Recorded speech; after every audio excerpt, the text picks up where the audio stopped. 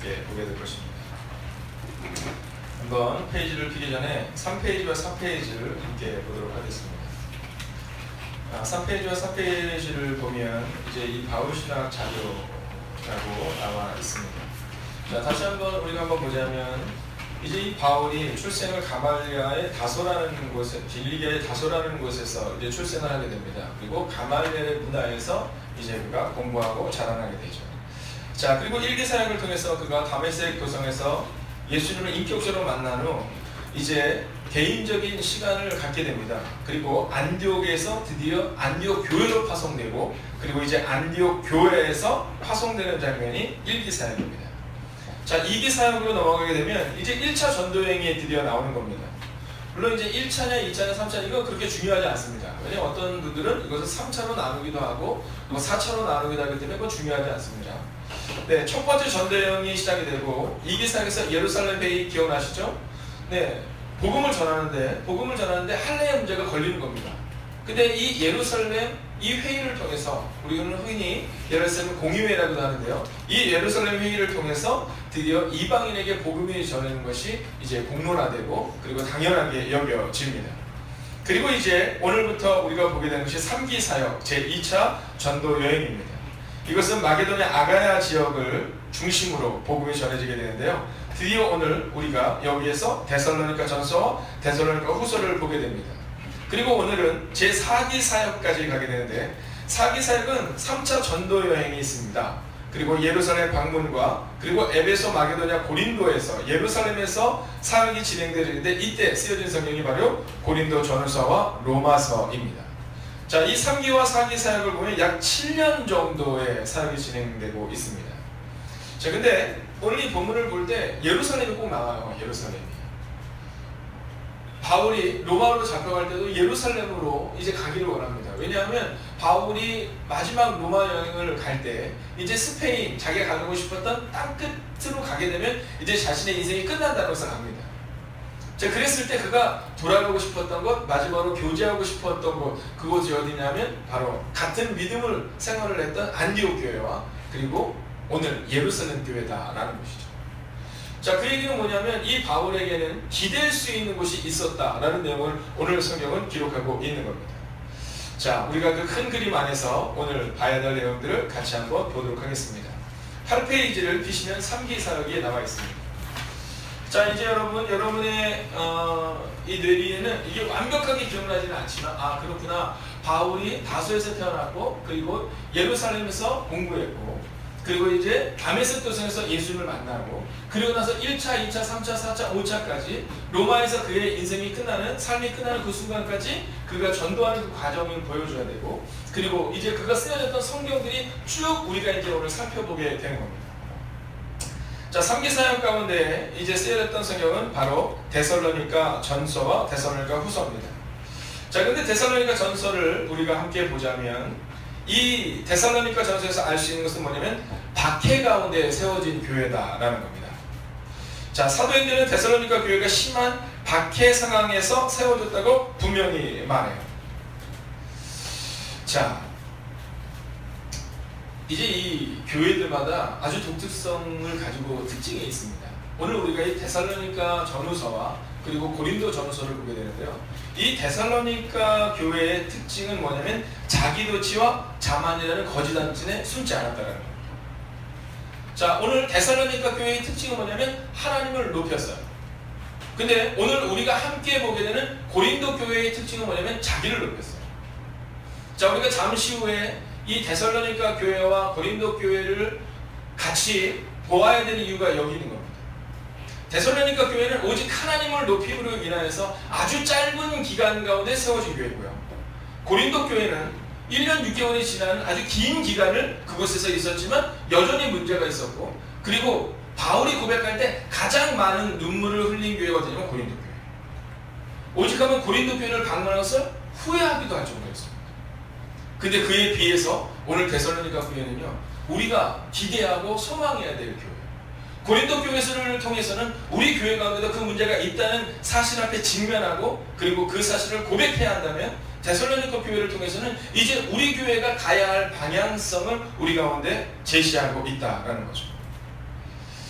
자, 제가 여러분에게 말씀드린 것처럼 이 데살로니가 전후서라든가 또는 로마서라든가 이 성경을 읽을 때 가장 우리 가운데 좋은 증거 자료가 되는 것이 뭐냐면 사도행전입니다. 자, 읽지는 않겠지만 사도행전 17장 1절부터 9절까지의 말씀을 보면 이 데살로니가 교회가 세워질 때 얼마나 큰 박해가 있었는지를 기록하고 있어요. 오직하면 바울과 실라가 이 데살로니가 교회에서 데살로니가에서 도망 나와야 되는 상황이 사도행전 17장에 보면 나와 있습니다.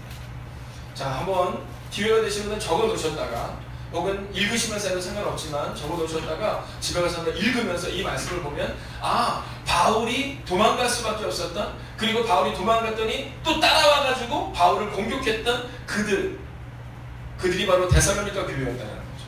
근데 문제는 그럼에도 불구하고 이 데살로니가 교회가 하나님을 높이는 것을 세워졌다라는 겁니다. 자, 재밌는 사실은 뭐냐면 이 박해 가운데 세워진 교회라는 것을 통해서 알 수 있는 것은 뭐냐면 데살로니가에 유대인들이 있었다는 겁니다. 근데 유대인들이 바울이 말씀을 전하는데 그것을 너무나도 싫어했어요. 근데 독특한 특징이 있습니다. 여러분, 그것은 뭐냐면 우리가 누군가를 미워하거나 혹은 우리가 누군가가 마음에 안 들잖아요. 그럼 나 혼자 해서 끝납니까? 아니면 옆에 사람에게 물어봐요? 신기하게도 물어봅니다. 그러니까 나 혼자만 해도 되는데 꼭 물어봐요. 교회의 문제는 여기서 발생하는 거예요. 유대인들의 특징 중에 하나는 뭐냐면 율법주의자적인 특징들의 하나는 뭐냐면요, 물어봐요. 그리고 사람들의 의견을 모읍니다. 그리고 이 바울을요, 베레아까지 쫓아가서도 막 공격했던 사람들입니다. 자, 박해 가운데 세워진 교회. 자, 이제 바울과 실라가 거기서 3주 만에 도망 나왔어요. 자, 도망 나오고 나서 바울과 실라가 어떤 마음을 가지고 있었을까요? 지금 데살로니가에 남아있는 그 그리스도인들이 박해를 견뎌낼 것인가, 아니면 그리스도를 믿은 새로운 신앙을 버릴 것인가? 둘 중에 하나예요. 박해를 이길 것이냐, 아니면 신앙을 버릴 것이냐. 여러분, 그때 이 바울이 어떤 마음으로 이 데살로니가 교회를 향해서 이 편지를 썼을지를 우리가 기억하면서 이 말씀을 읽어야 한다는 거예요. 데살로니가 전서를 읽을 때 그냥 읽을 수 있는 책이 아니에요. 목숨을 걸고 복음을 전했던 3주밖에 안 됐지만 그 사람들, 근데 쫓겨났어요. 거기에는 많은 유대인들 대적자들이 있어요. 그때 과연 내가 사랑했는 이 그리스도인들이 어떻게 될 것인가? 박해를 견뎌낼 것인가? 아니면 신앙을 버릴 것인가? 그 두려움 가운데 있었던 때입니다. 자, 그때 목적 및 메시지를 보면 이제 새신자들이 박해 가운데 직면해 있잖아요. 왜냐하면 바울을 쫓아낼 정도였으니까 거기 있는 그리스도인에 대해서는 어떻게 했을까를 여러분 한번 상상해 보십시오. 그래서 바울이 그곳에 남아있는 데살로니가에 남아있는 교인들을 위해 쓴 책이 바로 데살로니가 전서입니다. 자, 이 책을 썼던 것은 고린도로 도망을 가서 고린도에서 이 책을 쓰게 됩니다. 여러분, 얼마나 가슴 졸이면서 디모데와 신뢰를 기다렸고, 그리고 박해를 받고 있는 그들을 사랑하는 마음으로 이 편지를 썼는지를 여러분 한번 묵상하시면서 이 성경을 읽잖아요. 그러면 이 성경에 절절히 느껴지는 게 있어요. 그게 뭐냐면 사랑과 그리고 격려입니다. 사랑과 격려. 힘을 내라는 거죠. 힘을 내라. 절대로 믿음을 버리지 말라라는 거죠. 여러분, 그런데 이제 소식이 들려요. 바울에게. 어떤 소식이 들렸는지 아세요? 이들의 3주밖에 안 됐었지만 이 데살로니가 교회가 마게도냐와 아가야에 있는 모든 자의 본이 되는 교회로 성장했다는 겁니다. 할렐루야. 아멘. 여러분, 여기에 우리가 이 말씀을 연구하는 이유가 있어요. 그곳에서 얼마나 오랜 신앙생활을 했느냐가 아니라 3주밖에 되지 않았지만 박해가 있었지만 그들이 마게도냐 전 지역에서 가장 본이 되는 교회가 되었다라는 겁니다. 자, 그래서 이제 목적을 가지고 이 데살로니가 교회에 편지를 씁니다. 첫 번째는 뭐냐 하면요, 데살로니가 교회를 격려하는 거죠. 격려합니다. 칭찬하는 거예요. 첫 번째는, 야, 너희들이 3주밖에, 내가 거기서 너희를 3주밖에 섬기지 못했음에도 불구하고 너희가 어떻게 이렇게 교회를 세웠느냐, 칭찬하고 격려해요. 두 번째는요, 앞으로 있을 환난, 고난에 대한 이야기를 합니다. 여러분, 바울처럼 고난을 받은 사람이 어디 있어요? 여러분, 바울처럼 아픔을 경험한 사람이 어디 있습니까? 이 바울이 얘기하는 거예요. 너희 가운데도 환난이 있을 것이라고 말입니다. 세 번째는요, 깊이 있는 가르침으로 그리고 사랑의 모범을 세우라고 말합니다. 깊이 있는 가르침과 사랑의 모범이 되라 라고 말합니다. 더욱더 변화를 경험해라 말하고 있는 거죠. 그리고 마지막으로는요, 미래와 현재, 즉 종말과 현재를 어떻게 살아가야 할지를 이야기하고 있습니다. 자, 그러면 여기서 제가 한번 질문해 보겠습니다. 자, 우리 성도들 가운데서 신앙생활 한 지가 얼마 안 됐어요. 근데 막 고난을 지금 겪고 있는 분들이 있어요. 그때 가장 좋은 성경은 어떤 성경이에요? 데살로니가 전서인 거예요. 여러분, 3주밖에 안 됐지만 그러나 그 고난을 견뎌내고 그리고 그 고난을 이겨내고 신앙생활을 했던 그들, 모든 본이 되었던 그들에게 우리는 새신자들 가운데 힘들고 아파하는 이들에게 이 성경을 알려주는 거예요. 여러분, 우리가 성경을 연구해야 되는 이유가 여기 있는 거예요. 여러분, 장로님이 되면, 권사님이 되면, 집사님이 되면 이제 구역장이 되고 우리도 치면 속장이 되고 목자가 되어야 됩니다. 사람들을 찾아가서 위로하고 격려해야 되는데 그때 내가 아는 말씀이 있어야지 위로하고 격려할 수 있어요. 야, 데살로니가 교회는 3주밖에 바울이 없었던 교회다. 그러나 그들이 하나님을 찬양하고 하나님을 높일 때 그 교회를 통해서 아가야와 그리고 마게도니아의 온 지역에 본이 되었다라고 이야기할 수 있는 성경, 그게 바로 데살로니가 전서다라는 겁니다. 그럼 이 교회가 어떻게 해서 그런 교회가 될 수 있었냐? 3번, 하나님 중심의 교회였다라는 겁니다. 하나님 중심의 교회였다. 여러분, 이 데살로니가전서는 현대인의 자기 중심과 데살로니가 그리스도인의 하나님 중심을 대조해요. 여러분, 오늘 이 데살로니가 전서를 보면 이제 헬라어 본문을 찾아보면요, 조금씩 번역본마다 다르기는 하지만 예수님에 대한 그 단어가 몇 번 정도 되냐면 이제 16번 나옵니다. 하나님은 36번, 그리고 주님은 24번, 그리스도는 10번. 여러분, 전후서 전체를 보면요, 약 136구절 이상이 하나님에 대해, 예수님에 대해 반복적으로 얘기하고 있어요. 여러분, 고린도 교회를 한번 생각해 보세요. 무엇을 얘기합니까? 늘 자기밖에 드러내려고 하지 않습니다. 오직 하면 방언조차도, 예언조차도 자신을 드러내려 하죠. 근데 오늘 데살로니가 교회는 어떻게 한다고요? 오직 하나님이 드러나고 있다. 우리 가운데 과연 지금 무엇을 드러내고 있느냐? 이게 중요하다는 거예요. 성경을 연구해보면 그러면 하나님 중심이 될 수밖에 없다라는 거죠.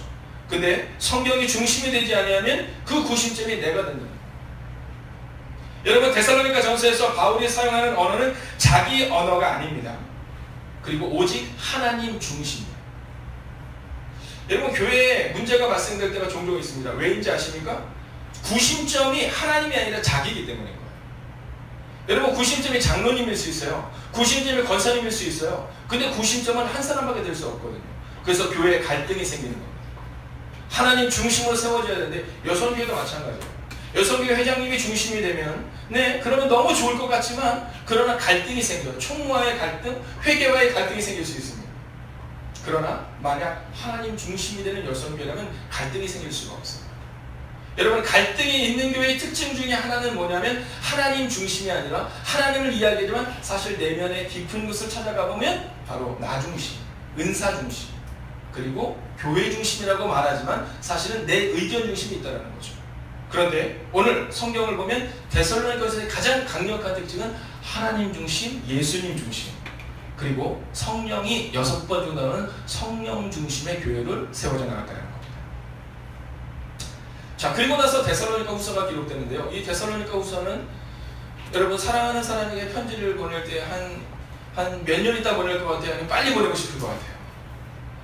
말할 필요가 없습니다. 내가 빨리 가야 되지만 갈 수 없는 사람. 그래서 수개월 만에 다시금 쓰여진 성경이 이 데살로니가 후서입니다.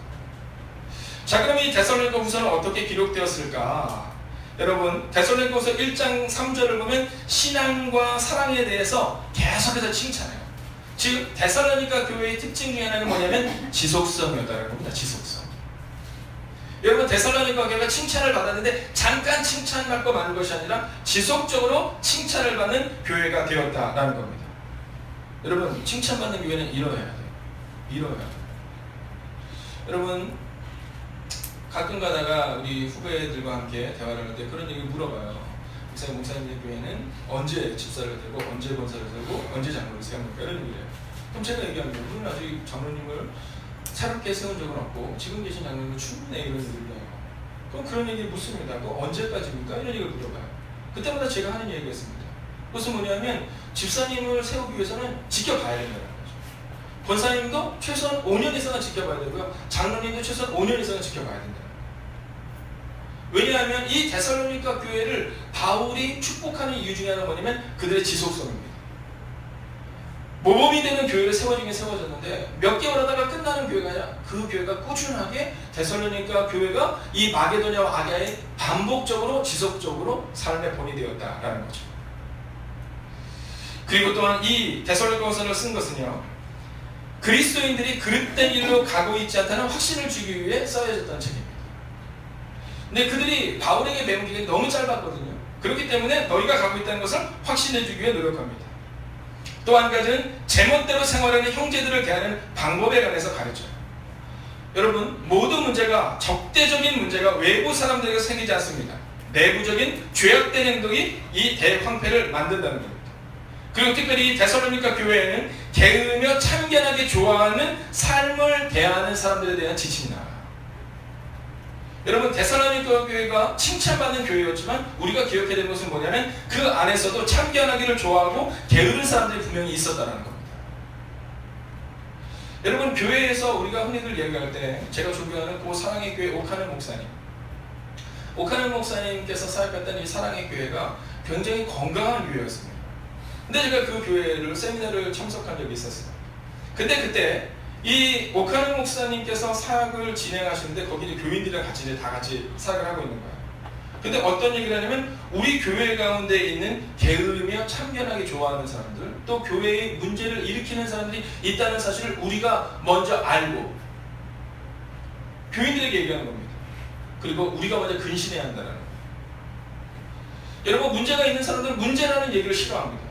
그러나 문제가 없는 사람들은 문제를 몰아내기를 원하는 사람들이 문제라는 얘기를 당연하게 받아들입니다. 왜냐하면 성경이 그렇게 얘기하고 있기 때문이에요. 여러분, 기억하십시오. 우리 행모에 같은 경우에는 문제가 전혀 없습니다 라고 말할 수 있다면 좋겠지만 그것은 교회 반응입니다. 예전에 한 목사님이 얘기를 하는데 그런 얘기를 하시더라고요. 그 교회에 중고등부 아이들이 한 30명 정도가 있는데 30명 정도 아이들 가운데서 단 한 명도 담배를 피거나 이런 아이들이 없다. 근데 그때 한 목사님이 질문을 했어요. 목사님, 그러면 그 아이들이 변화를 받아서 담배를 피는 아이들이 없는 겁니까? 아니면 교회의 방침 자체가 담배를 피거나 이런 애들 거부하는 겁니까? 이런 질문을 했어요. 여러분, 매우 냉철한 질문이었습니다. 여러분, 교회 내에서 우리가 이야기할 때 문제가 있는 사람들 많아요. 말이 많은 사람이 있습니다. 근데 그렇다고 해서 그들에 향해서 당신이 틀렸다라고 말해줄 수 있는 교회가 되어야 되는 거지, 당신은 나가라라고 말해서는 안 된다는 거예요. 오늘 데살로니가 교회를 향해서 오늘 그렇게 말하고 있는 겁니다. 게으르고 참견하기 좋아하고 말하기 좋아하는 사람들에 대해 어떠한 지침과 어떠한 태도를 가지고 살아내야 하느냐를 보여주고 있는 거예요. 여러분, 고린도 교회와 데살로니가 교회는 비교할 수도 없을 만큼 데살로니가 교회는 아름다운 교회였고요, 바울의 칭찬을 받았던 교회입니다. 그럼에도 불구하고 그 안에는 분명히 여전히 문제를 일으키는 사람들이 있었고 그들에 대해 어떠한 태도와 어떠한 징계를 해야 되는지를 보여주고 있었다라는 겁니다. 그리고 마지막 목적은요, 최종적 승리와 보상과 정의를 확신하는 것이었어요. 최종적 승리를 확신하는 것. 고난이 지나면 반드시 영광이 임할 것이다 라는 것이었습니다. 여러분, 특별히 게으르며 참견하게 좋아하는 삶을 대하는 사람들에 대한 지침에서 뭐라고 얘기하냐면 3장 15절을 보면 징벌을 받겠지만 원수로 돼서는 안 된다라고 말합니다. 여러분, 그러니까 교회 내에서 우리가 나와 마음이 맞지 않는 사람들이 있을 수 있거든요. 교회의 방침과 맞지 않는 사람들이 있을 수 있는데 그때 그들을 원수로 대해서는 안 된다는 겁니다. 그렇기 때문에 교회가 쪼개지는 거예요. 여러분, 하나님 중심이 아니라 나 중심이 될 때 문제가 발생돼요. 자, 그리고 나서 이 데살로니가서를 기록한 이유 중에 하나는 뭐냐면 견고하게 서라라는 겁니다. 견고하게 서라. 자, 바울이 데살로니가서를 기록하면서 이 종말론에 대한 얘기를 해요. 종말론에 대한 얘기. 자, 여러분, 이것은 내일 우리가 조금 더 나눌 내용이지만 부정신학과 긍정신학이라는 것이 있습니다. 자, 저를 한번 주목해 주시면 부정신학은 뭘까요? 우리가 하나님을 알 수 없다는 겁니다. 하나님을 알 수 없다. 그렇죠. 이것은 분명히 맞는 얘기입니다. 그럼 긍정신학은 뭘까요? 하나님을 알 수 있다는 겁니다. 대표적인 게 천주교나 가톨릭에서는 부정신학입니다. 우리가 하나님을 알 수 없다는 거죠. 그래서 자꾸 자기를 비워요. 간상기도도 약간 거기에 가깝습니다. 근데 간상기도가 나쁜 것이 아니라 거기서 한 발짝 더 나가면 내 생각도 비우는 거예요. 근데 어디까지 가요? 하나님조차 비우는 겁니다. 그래서 부정신학이 위험한 거예요. 긍정신학은요, 하나님을 알 수 있다는 겁니다. 근데 하나님을 알 수 있다를 너무 많이 나가도 위험한 겁니다. 목사가 다 알 수 있다. 여러분 가끔가다 이야기하면 장로님, 권사님, 집사님과 이야기하다 보면 저보다 더 많이 하는 분들이 많으세요. 제가 안다라는 거 어려운 얘기입니다. 여러분 제가 기도해봐도 그게 아닌데 하나님이 응답하셨다는 거 그럼 어려워요. 이게 긍정신앙입니다. 다 안다라는 거죠. 여러분 다 알 수 있을까요? 이 두 가지가 적절히 균형을 맞춰요. 첫째는 우리가 하나님을 알 수 없다. 여기서 겸손이 나오는 겁니다. 그리고 우리가 하나님을 알 수 있다. 여기서 긍정이 나오는 거죠. 자, 오늘 우리 가운데 바로 그 부분, 긍정과 부정에 대한 부분을 가지고 나아가야 되는데 너무 한쪽으로 치우치면 안 된다는 거죠. 오늘 바울이 종말론에 대한 얘기를 데살로니가 전서를 통해서 합니다. 그때 사람들이 뭐라고 말해요? 야, 이제 뭐 종말인데 뭐하러 일하니? 이렇게 나온 겁니다. 일 안 해도 어차피 주님이 오실 텐데 뭐 열심히 안 살아도 이제 곧 마지막 때가 올 텐데 내가 열심히 해서 될 이유가 뭐가 있어? 이렇게 되는 겁니다. 이제 하나님이 구름 속으로 우리를 끌어올리실 텐데 일하지 않고 게으르도 상관없어 이렇게 말하는 겁니다. 그때 바울이 데살로니가 후서를 통해 데살로니가에 있는 교인들에게 말하는 겁니다. 견고하게 서라. 오늘을 살아내라. 여러분 그래서 여기서 우리가 구원에 대한 얘기를 할 때 already 난 이런 얘기가 나옵니다. 이미 온 하나님의 나라. 그러나 아직 오지 않은 하나님의 나라. 사랑하신 여러분, 데살로니가 전서를 통해 데살로니가 후서를 통해 하나님이 말씀하시는 메시지, 오늘 하나님의 음성대로 살아가는 여러분이 되기를, 오늘을 열심히 살아가시기를 주의 이름으로 축원하겠습니다. 그래서 우리가 아까 그 찬양을 부른 거예요. 하루를 살아도 기쁨으로. 혹시 오늘이 마지막 날이라 할지라도 여러분 종말론을 허락하게 보낸 것이 아니라 열심히 살아야 한다는 거죠. 다음 페이지 넘어가면 무질서에 대한 태도입니다. 자, 여러분 이 데살로니가 교회가 굉장히 칭찬받는 교회였음에도 불구하고 이 무질서에 대한 부분이 나옵니다. 제멋대로 생활하는 이들에 대한 태도입니다. 무질서, 게으름에 대한 경고입니다. 그리고 이 무질서를 바로잡아야 한다라고 오늘 바울은 이야기하고 있습니다. 여러분 이제 교회에 새 신자들이 오시게 되면, 새 신자들이 오게 되면 우리는 그분들에게 긍정적인 믿음과 긍정적인 삶을 알려줘야 해요. 그러나 최소한 장로가 되고 권사가 되고 집사가 되면 그때부터는 무엇에 대해서 고민해야 되냐면 무질서에 대한 태도를 어떻게 바로잡고 어떻게 사랑으로 그들을 용납하고 어떻게 그들을 세워야 할 것인가를 고민할 수 있어야 된다는 겁니다. 결론입니다. 예수가 답입니다. 여러분 예수님을 만나면 변화돼요. 3주간의 짧은 시기였습니다. 쫓겨나다시피 한 바울이었습니다. 그러나 데살로니가에 남아있었던 사람들이 예수를 만났을 때 변화가 시작되었고, 예수를 만났을 때 놀라운 일이 일어났던 것처럼 여러분 우리 행복이 가득한 교회도 이 데살로니가 교회 같은 그 놀라운 일들이 일어나기를 주의 이름으로 축원하겠습니다. 세 번째 날입니다. 터널은 반드시 끝난다. 혼란을 넘어 복음으로 옵니다. 자, 여러분 이 3차 전도 여행이 여기서 시작이 되거든요. 3차 전도 여행이.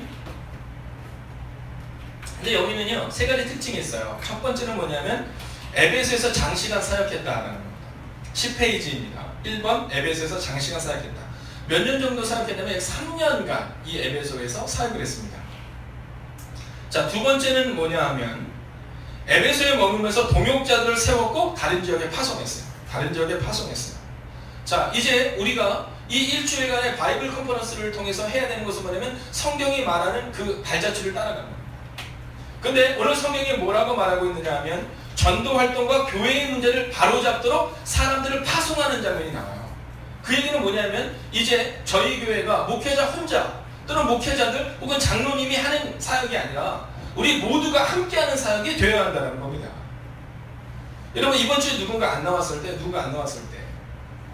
저는요 전도사님 간사님들에게 이야기할 때 아동부가 몇 명이냐 뭐 몇 명이 안 왔냐 이건 별로 중요하게 보지 않습니다. 근데 어느 것을 중요하게 하냐면 아이들 가운데 문제가 있음에도 불구하고 그걸 모를 때 그때는 호되게 혼을 냅니다. 성도가 아파서 오늘 교회를 오지 못했는데 몰라요. 아동부 아이 중에 문제가 생겨서 병원에 입원했는데 몰라요. 그건 있을 수 없다라는 거죠. 오늘 바울이 이제 복음이 아시아에 쭉 퍼지면서 다 갈 수가 없는 겁니다. 근데 그때 바울이 한 일이 뭐냐면 동역자를 세웠어요. 그리고 동역자들에게 그 일을 맡겼다라는 거예요. 여러분 우리가 저녁 시간을 통해서 우리가 교회론을 세워나가는데 교회론의 핵심이 있습니다. 우리가 이 교회론을 과정을요 저희가 이 교회 와서 끊어서 한 3번에서 4번 정도 했습니다. 물론 이번까지 1번부터 끝까지 다 앉아놓았지만 3번에서 4번을 반복적으로 좀 하고 있는 거거든요. 그런데 이번의 중심은 뭐냐면 한 사람이라는 겁니다. 한 사람. 마찬가지입니다. 오늘 이 바울이 한 일은 뭐냐면 내가 예수님을 만나고 변화된 것처럼 이제 내가 변화된 사람들을 보내겠다라는 마음을 가졌던 것이 3차 전도행의 특징이었습니다. 세 번째는 뭐냐면요, 이 3차 전도행부터 굉장한 특징이 나타납니다. 그게 뭐냐면 예루살렘 교인들을 위해서 연보를 열심히 얻었다는 겁니다. 자, 그 당시 예루살렘 교회가 여러 가지 어려움을 겪게 됩니다. 근데 아시아에 있는 그 새로운 교회들은요, 이제 복음의 능력뿐만이 아니라 경제적으로 굉장히 부유한 곳이 많았었어요. 근데 그곳에서 어려운 이들에게서 새신자들이 있음에도 불구하고 그것을 걷어서 또 다른 어려운 예루살렘 교회를 섬기는 일들을 감당했다라는 겁니다. 자, 그러면서 이제 사기사역으로 한번 넘어가 보도록 하는데요. 오늘 사기사역에서는 고린도 전후서와 로마서를 우리가 함께 살펴보게 될 것입니다. 먼저 고린도 전서입니다. 함께 읽어볼까요? 1. 혼란의 공동체. 시작.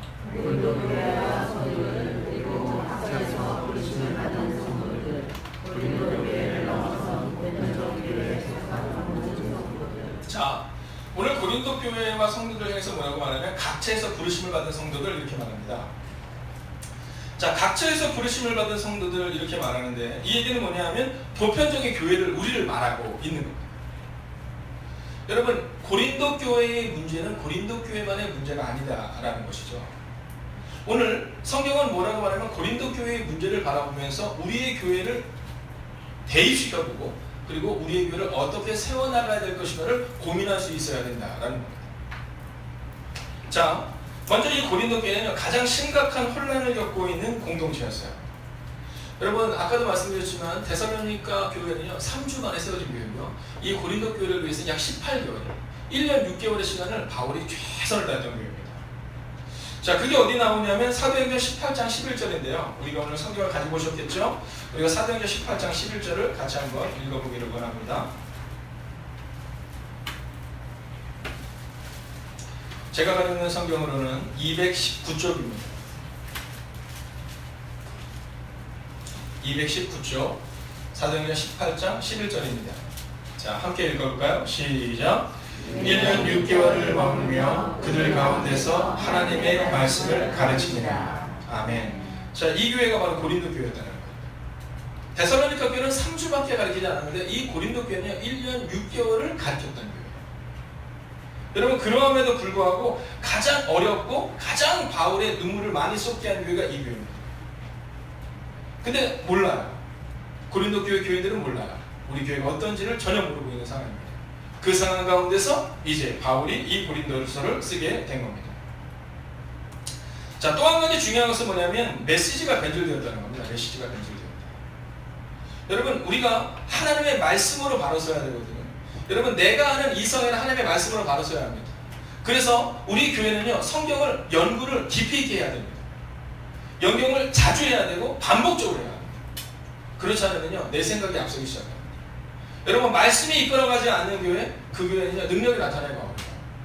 언젠가는 문제가 발생할 수밖에 없는 겁니다. 왜냐하면 메시지가 변질되기 때문이죠. 자, 그러면 그 고린도 도시가 어떤 도시였는지를 한번 볼까요? 자, 오늘 고린도 교회가 세워진 이 고린도 도시는 1세기 그리스에서 가장 큰 도시였습니다. 이제 우리가 잠시 후에 로마를 보게 됐지만 세계적으로 가장 강력한 도시가 로마였다면 그리스에서 가장 큰 도시가 어디냐면 고린도예요. 고린도. 우리로 치면 뭐 비유가 약간 그럴 수는 있지만 고린도가 한 부산 정도 된다고 보면 됩니다. 근데 그리스에서 가장 큰 도시였었어요. 로마를 오고 가는 대부분의 선박이 고린도를 통해서 가야 했다라는 겁니다. 근데요, 여기에는 아주 중요한 또 한 가지 사건이 있습니다. 그것은 뭐냐면 여기에 아프로디테 신전이 있어요. 여러분, 우리가 가끔 보면 왜 그리스에 막 신전 터 같은 거 나오잖아요. 그 아프로디테 신전이 바로 이 고린도에 있는 겁니다. 여기에는요, 여러분, 제사하기 위해 신전 창녀라고 말하는 성적으로 문란한 여자들이 몇 명 있었냐면 약 1000명이 거기에 있었어요.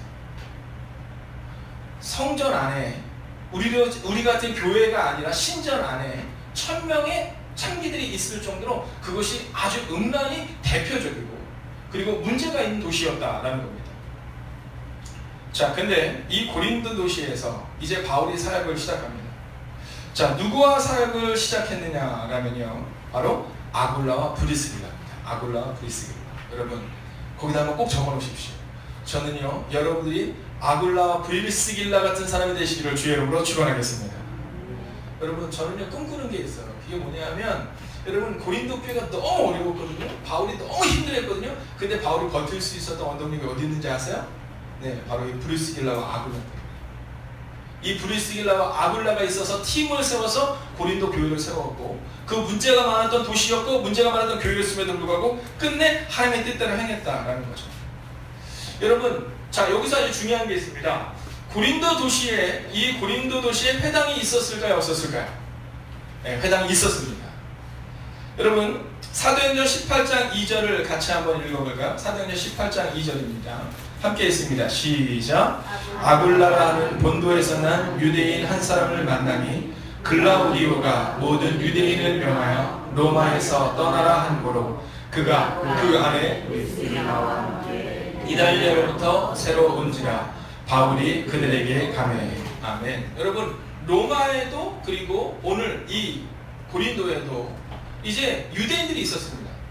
유대인들은요, 사람의 숫자가 5명, 12명이 되면 그러면 이제 회당을 세웁니다.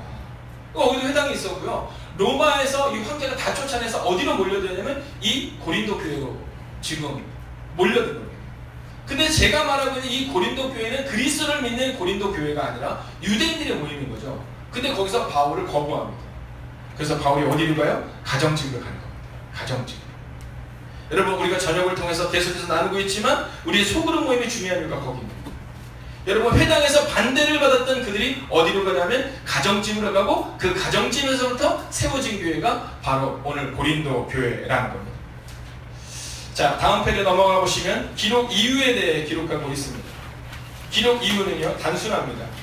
자, 고린도 교회에서 1년 6개월을 지내고 나서 이제 그가 사역을 하고 있는데 소식이 들려와요. 어떤 소식? 어려운 소식이 들려옵니다.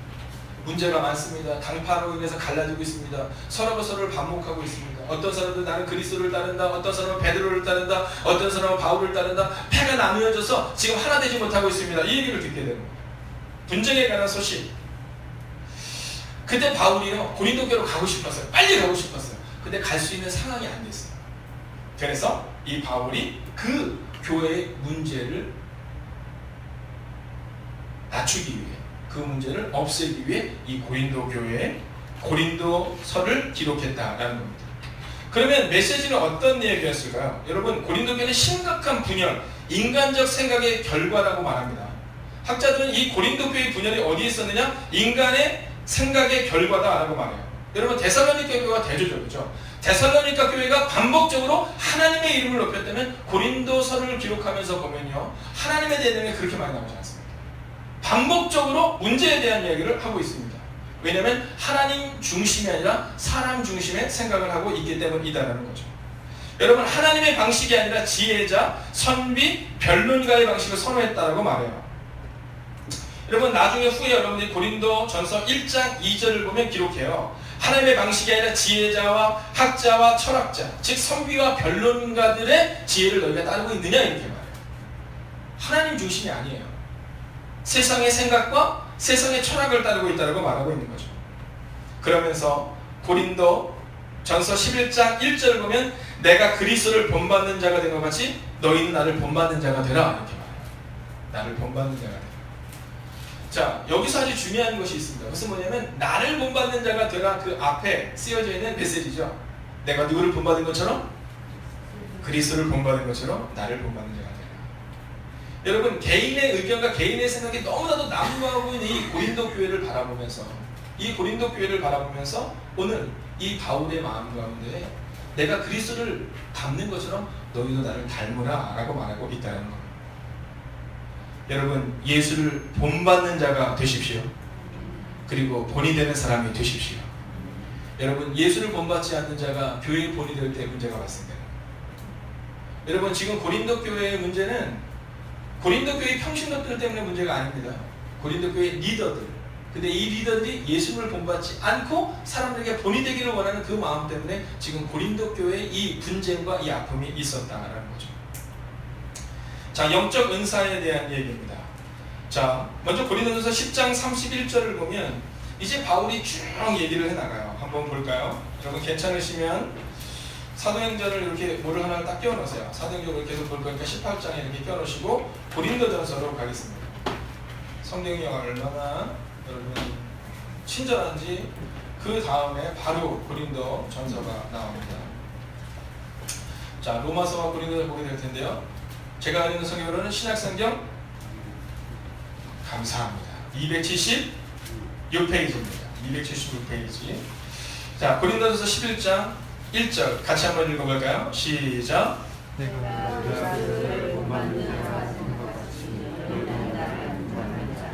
아멘. 이렇게 말해요. 자, 10장 31절 함께 있습니다. 시작.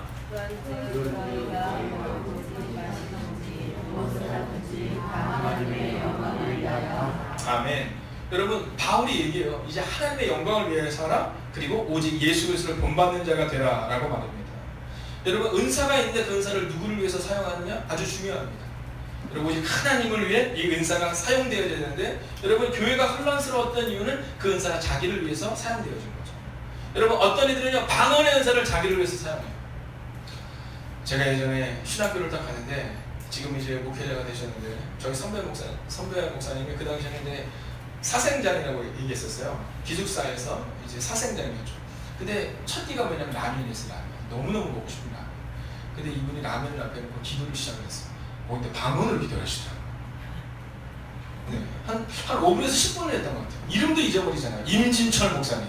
네, 찾아보시면 지금은 그런 아버지 학교 강사로 너무너무 훌륭한 분이신데, 그러니까 그때 그 방언으로 기도하고 나는데 딱 눈을 떴는데 진짜 라면이 우동이 되더라고요.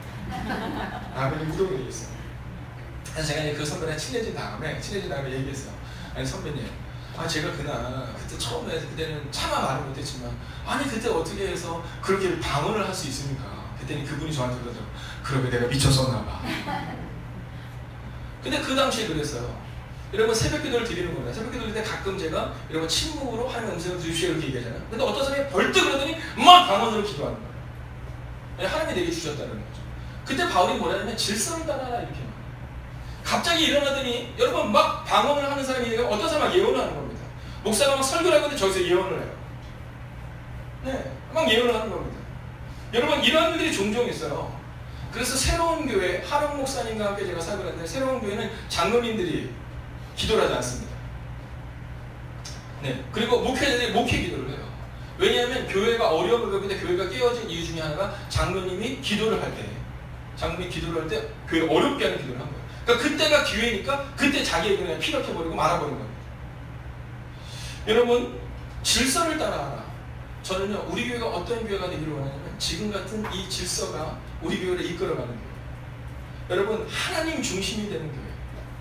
우리가 만약 그 교회를 세운다면 하나님이 우리 교회를 새롭게 하실 줄로 믿습니다. 그리고 나서 이제 고린도 후서로 넘어가면 배경 및 목적입니다. 여러분 보십시오.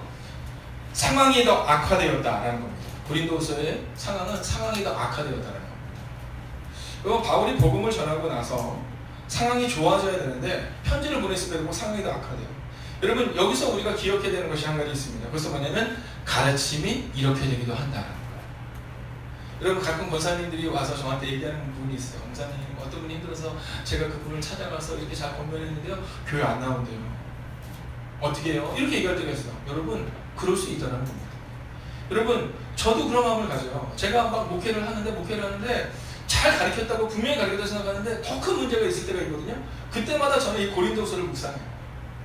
바울 같은 위대한 사도도 성경을 보내고 말씀대로 살아가라고 이야기했음에도 불구하고 상황이 더 악화되는 경우가 있다는 거죠. 여러분, 여러분이 장로로, 권사로, 집사로 혹은 평신도 지도자로 교회를 세워나갈 때 혹시 말씀대로 살았음에도 불구하고 상황이 더 악화되는 경우가 있습니다. 여러분, 제가 선포합니다. 크게 아멘 해주십시오. 그럼에도 불구하고 말씀대로 서면 하나님이 우리를 새롭게 하실 것입니다. 아멘. 여러분, 고린도서를 보내는 여기 있어요. 상황이 더 악화되었다는 거죠. 자, 그런데 여러분, 한 가지 질문을 하겠습니다. 자, 바울이 고린도 전서와 고린도 후서를 한꺼번에 다 보냈을까, 아니면 몇 번씩 끊어서 보냈을까요? 네, 여기서 한 번에 다 보냈어요. 이런 분들은 연애를 안 해본 분들. 네, 자주 보내잖아요. 여러분, 고린도 후서 2장 1절 같이 한번 읽어볼까요? 고린도 후서 2장 1절입니다. 자, 신학생활 287쪽입니다. 함께 읽을까요? 시작.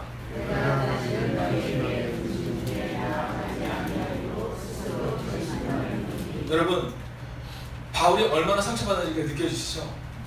여러분, 고린도 교회를 얼마나 사랑했는데 내가 다시 너희 가운데 나가지 않겠다 이렇게 말할 정도로. 여러분, 이렇게 말할 정도입니다.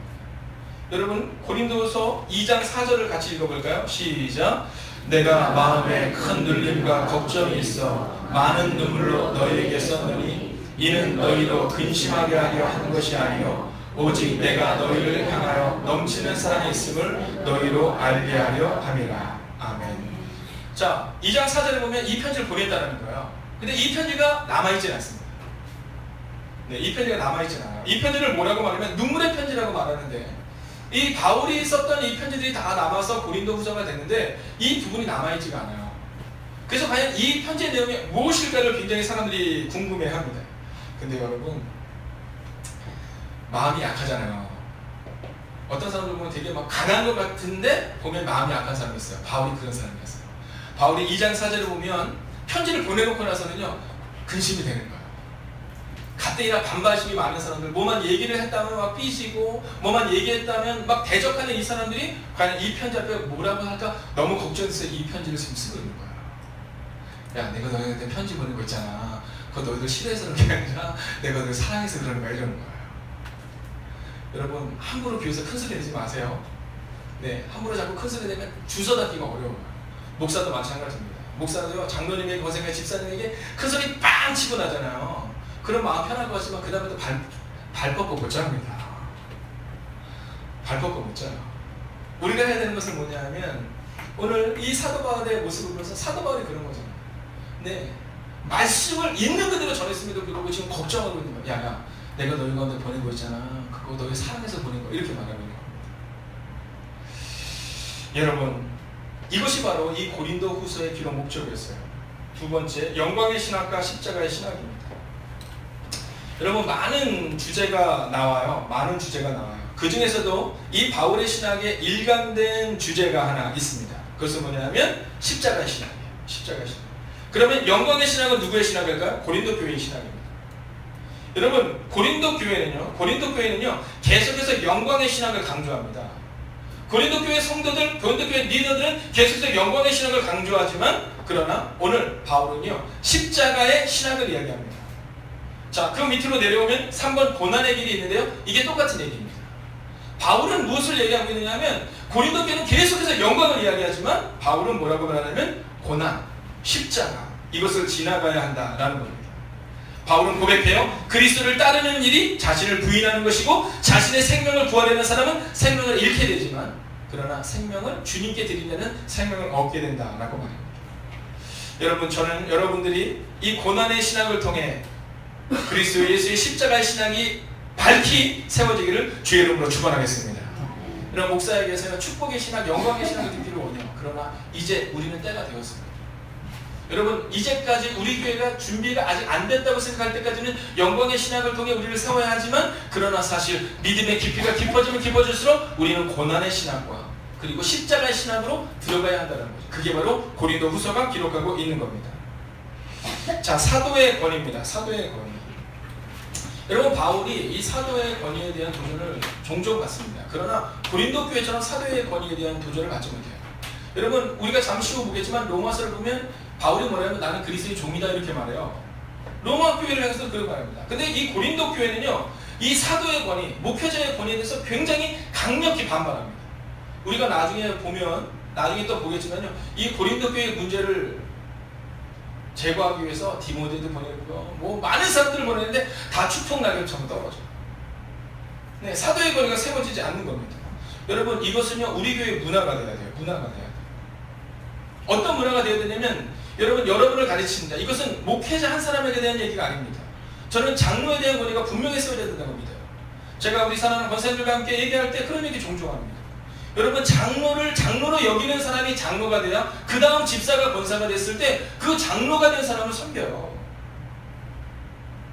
여러분, 이 권위가 무너지잖아요. 권위가 무너지면 좋을 것 같지만 좋은 게 아닙니다.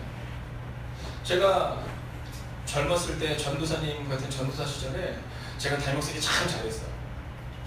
네, 부목사씨 진짜 잘했습니다. 제 별명이 발이 보이지 않는 남자였습니다. 네, 목사님 부르면 제가 얼마나 과묵한지 아시죠? 근데 그랬었어요. 근데 시간이 지나고 나서 제가 담임 목사가 된 거예요. 여러분 저는 그때를 기억해요. 저희 부모님이 목사님이 참 잘했어요. 네, 오죽하면 그 담임 목사님이 저희 집에 오셔서 늘 나이가 많으시니까 힘드시잖아요. 은퇴하시기 얼마 전에. 어떤 사람들 은퇴하시기 얼마 전에 목사님이 힘이 없다 막 이렇게 얘기하는데 저희 부모님은 목사님이 힘이 없으실까봐 늘 자리를 준비해놓고 있어요. 1층에 방에. 그 목사님이 나이가 많으시면 은퇴가 얼마 안 남으셨으니까 쉬었다 쉬고 가시는 거예요. 여러분 이것은 그냥 문화인 거예요. 문화. 네, 저희 할머님이 그러셨고 그러다 보니까 어머니도 그걸 보신 거죠. 여러분 지금 고린도 교회의 이 사도의 권위에 대한 부분에 이 바울이 굉장히 많은 시간을 쓸데없이 할애합니다. 쓸데없이. 여러분 저는 우리 교회가 쓸데없이 이 사도의 권위 혹은 장로님의 권위, 권사님의 권위가 무너져서 그것을 세우느냐고 시간을 보내는 것이 아니라 여러분 말씀 하나를 붙들고 나가는 교회가 되기를 주의 이름으로 축원하겠습니다. 여러분 근데요 오늘 본문을 보면 이 고린도서를 쭉 읽다 보면 놀라운 점이 나와요. 여기서도 또 하나 나오는 게 뭐냐면 예루살렘 모금에 대한 얘기가 나옵니다. 예루살렘 모금에 대한 내용. 여러분 근데요 이 고린도서를 쭉 읽으면 막 고린도서 전반부에 막 바울이 막 덜덜덜 떨어요. 그래서 야, 내가 편지 보낸 거 있잖아. 네가 싫어하는 거 아닌 거 알지? 막 이러거든요. 근데 다시금 편지가 도착해요.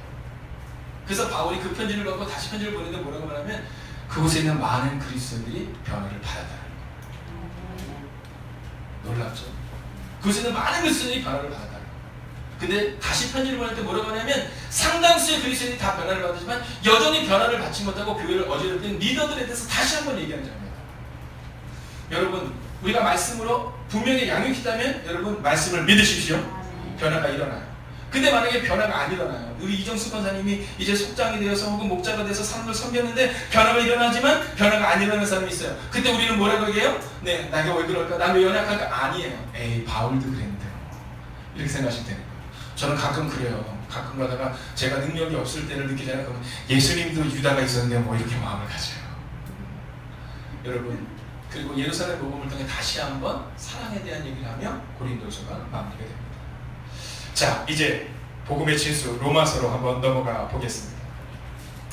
자 왜 로마서를 건너야 하는가? 왜 로마서를 건너야 하는가? 여러분 저는 여기서 세 명의 사람들 이야기합니다. 첫 번째 사람은 누구냐면 아우구스티누스라는 사람입니다. 자, 이 아우구스티누스라는 사람은요, 이 복음을 받기 전까지는 방탕한 삶을 살았는데, 근데 이 복음을 받고는 놀라운 삶의 변화를 가졌던 사람입니다. 두 번째는 누구냐면 마틴 루터입니다. 마틴 루터는 로마서 1장 17절의 말씀 하나를 붙들고 종교개혁을 했던 사람이에요.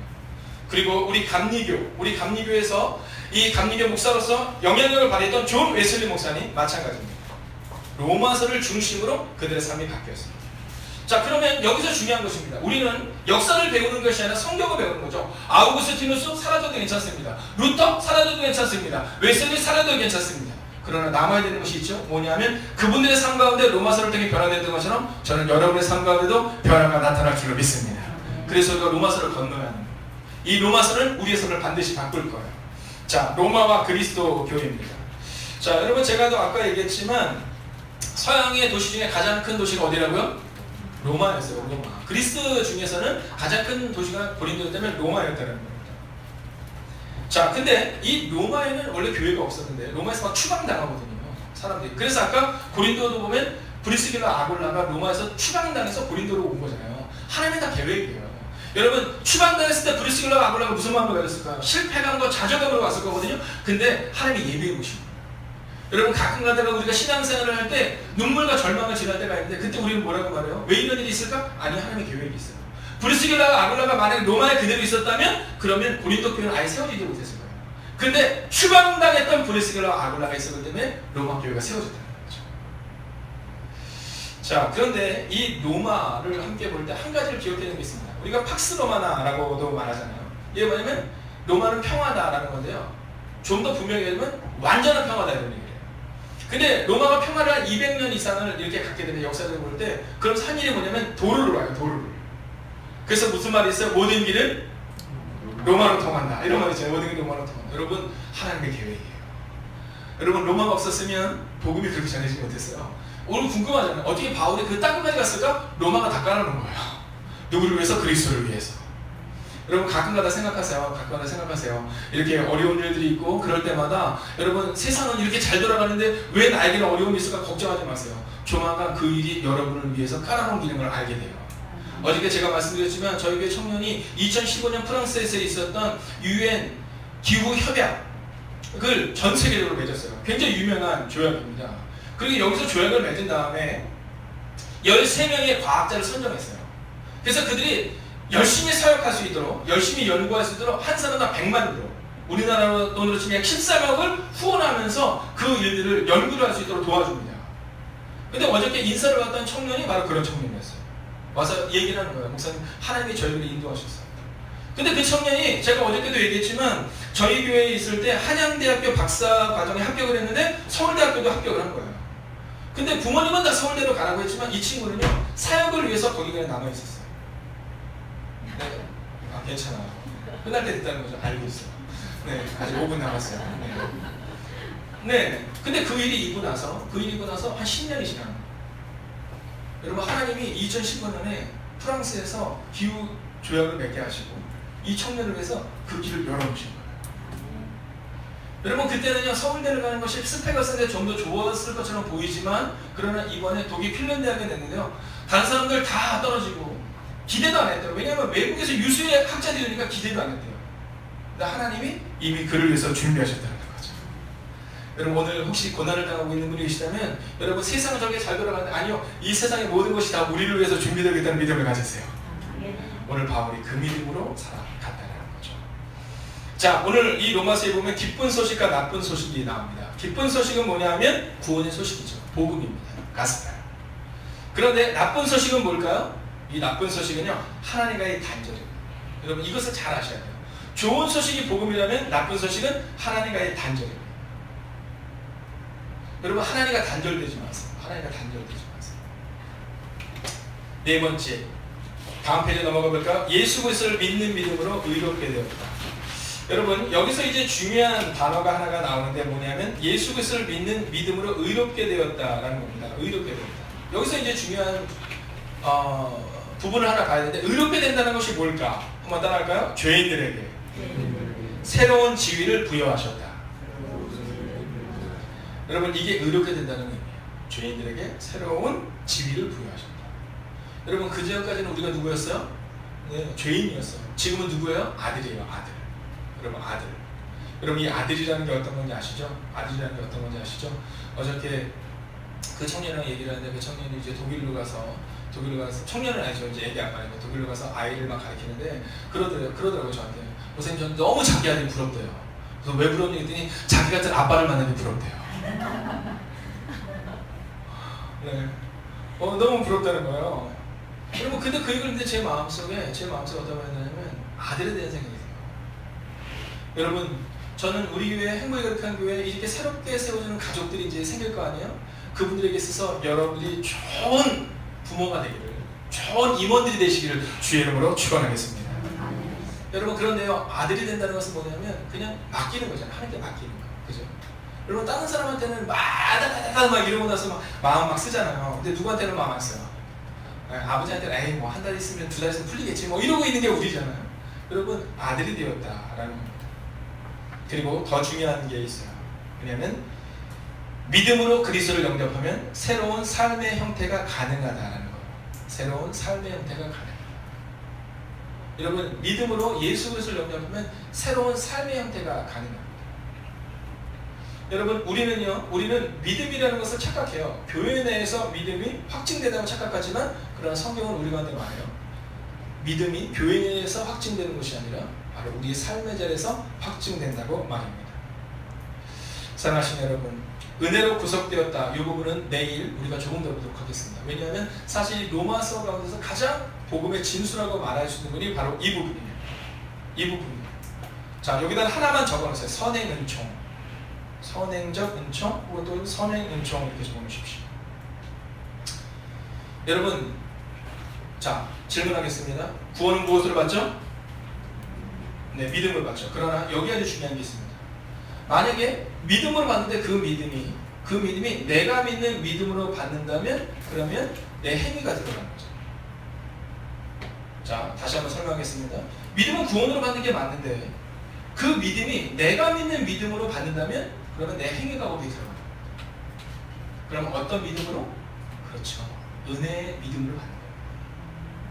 내가 무언가를 해서가 아니라 예수 그리스도 나를 위해서 죽으셨다는 선행적 은총으로 인하여서 그분이 나를 위해서 죽으셨다는 그것 때문에 내가 구원을 받는다. 이것이 바로 바른 믿음입니다. 근데 어느 순간부터 우리는 믿음을 착각하죠. 내가 믿는 믿음, 내가 믿음이 강해야 구원받는다고 믿지만 아닙니다. 내 믿음이 약해도 상관없어요. 새벽기도를 안 해도 상관없어요. 여러분, 우리 가운데 예수님이 나를 위해서 죽으셨다는 그 선행적 은총이 있으면, 은혜로 구속되었다는 고백을 할 수 있다면 그것이 참된 믿음이라는 겁니다. 여러분, 이 부분은 내일 조금 더 나누겠습니다. 여러분 기억하십시오. 믿음은 내 믿음이 아니라 예수 그리스도를 믿는 믿음입니다. 기도하겠습니다.